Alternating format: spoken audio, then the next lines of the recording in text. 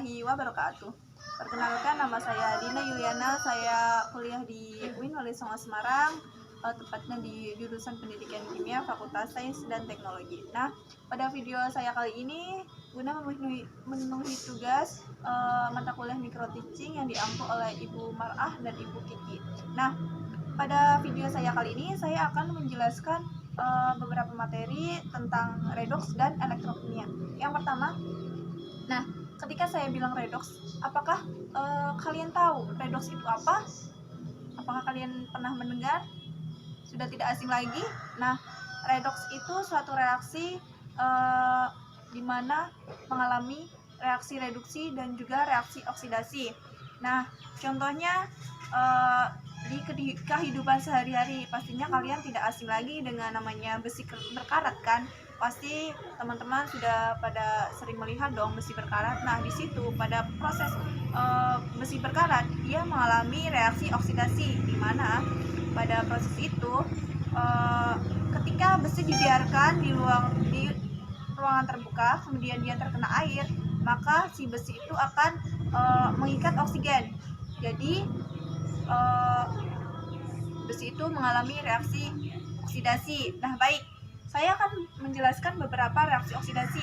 Reaksi oksidasi sendiri yaitu reaksi di mana melepaskan elektron, kemudian reaksi di mana dia mengikat oksigen, kemudian meningkatnya bilangan oksidasi dan juga dinamakan sebagai reduktor.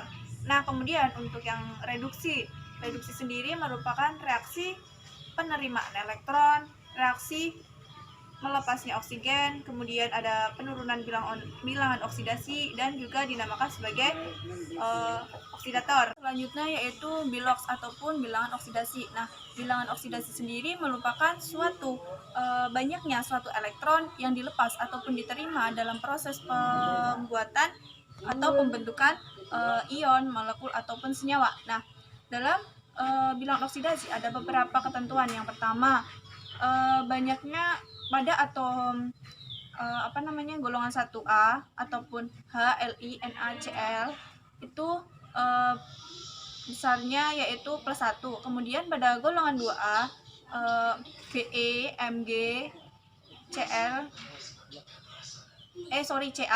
itu banyaknya bilangan oksidasinya sebesar +2. Nah, kemudian untuk F itu nanti bilangan oksidasinya -1 karena si F itu ada pada golongan 7A. Kemudian untuk O biasanya bilangan oksidasinya sebesar -2 dan H umumnya itu +1. Akan tetapi ketika H berikatan dengan suatu atom logam, maka H itu bilangan oksidasinya sebesar -1. Nah, untuk atom logam sendiri itu ada 3 golongan. Yang pertama golongan alkali tanah, dan juga golongan transisi. Untuk atom yang memiliki muatan ion, maka bilangan oksidasinya atau biloksnya itu sebesar muatan ion itu sendiri. Misal ada Fe3+, maka muatan ionnya kan +3. Nah, jadi bilangan oksidasinya juga +3.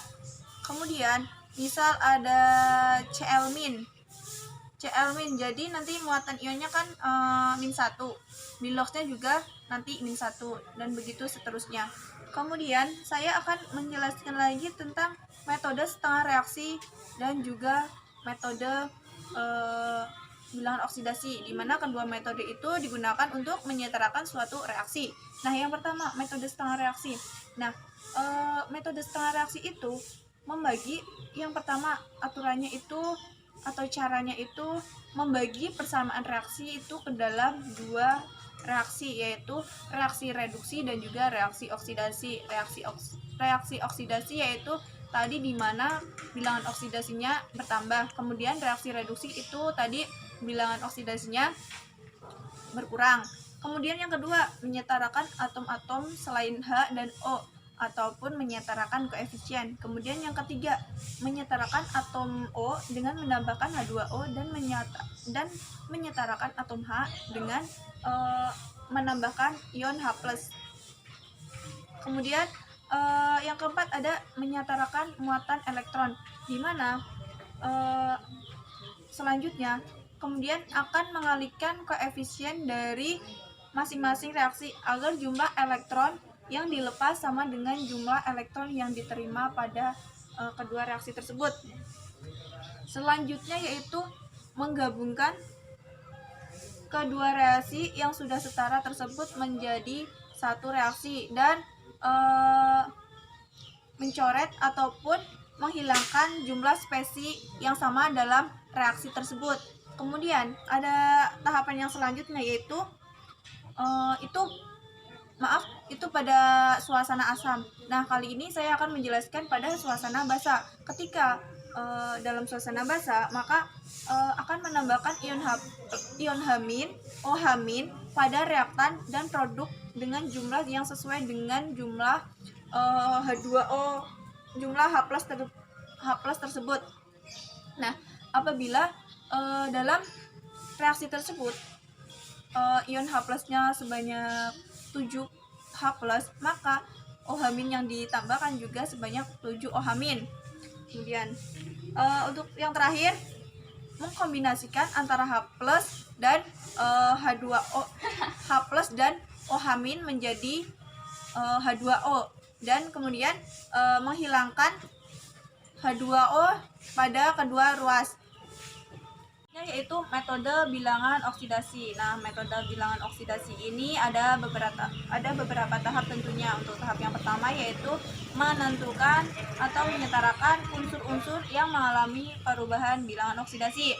Nah, kemudian setelah itu kita harus menentukan biloks unsur-unsur tersebut dan menyamakannya. Nah, setelah kita samakan, kemudian menentukan jumlah muatan di ruas kiri dan ruas kanan. Selanjutnya yaitu menyamakan muatan tersebut dengan menambahkan ion H+ pada suasana asam dan juga menambahkan ion OH- pada suasana basa. Nah, setelah itu kemudian kita menyamakan atom hidrogen dengan menambahkan H2O pada ruas kiri dan juga ruas kanan. Nah, untuk metode bilangan oksidasi tentunya lebih simpel ataupun lebih mudah daripada metode setengah reaksi, ya kan? Nah, mungkin cukup sekian video saya kali ini, bahasan saya kali ini. Semoga bermanfaat bagi teman-teman dan bagi penonton tentunya.